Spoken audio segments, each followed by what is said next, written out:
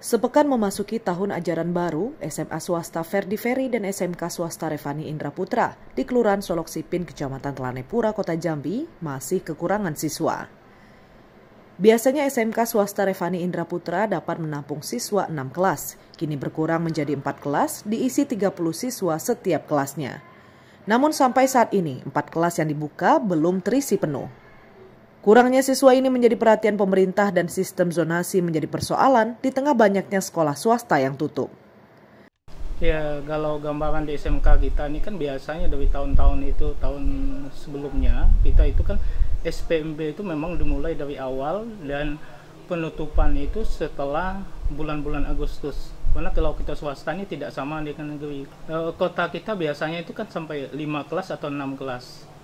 Pada tahun-tahun 4 tahun yang lewat itu kota kita lebih, tapi semenjak mungkin negeri itu menambah kelas, sekolah semakin banyak negeri, ya kini kita daya tampung kelas kita itu kan jadi biasanya dapat 6, ini dapat 4, jadi ada pengurangan yang agak signifikan gitu. Harapan kita ya pemerintah Provinsi Jambi itu harus bijak. Dia harus memperhatikan, jangan hanya memperhatikan sekolah negeri saja, tetapi memperhatikan sekolah swasta. Karena boleh dibilang hampir 70% sekolah di Jambi, SMA-SMK itu swasta. Jadi boleh dibilang anak didik kita tuh banyak di swasta. Tetapi tolong ya pemerintah tuh bijak membantu sekolah swasta. Jangan memperhatikan sekolah-sekolah negeri, menambah daya tampungnya, menambah sekolah sehingga swasta tuh terpinggirkan gitu. SMA swasta Ferdi Ferry Kota Jambi tahun ini hanya menampung siswa untuk 2 kelas. Akibat kekurangan siswa, pihak sekolah masih membuka pendaftaran. Untuk tahun ini, jadi kita itu menyediakan 2 kelas. Jadi untuk tahun ini itu sudah cukup 2 kelas. Cukup 2 kelas. Cuman kalau siswa masih diterima karena untuk kuota itu masih ada. Itu 2 kelas itu ada berapa siswa itu?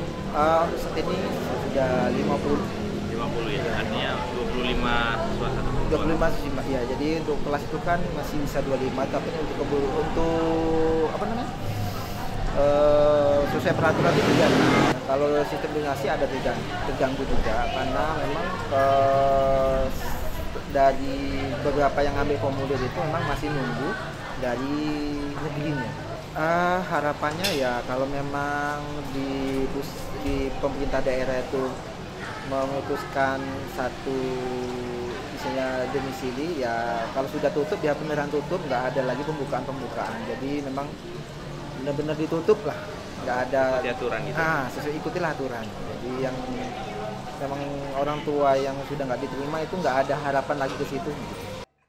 Sekolah swasta di Jambi akan membuka pendaftaran bagi siswa baru hingga bulan depan untuk mengisi kekurangan siswa. Wiradani Damani, Kompas TV Jambi.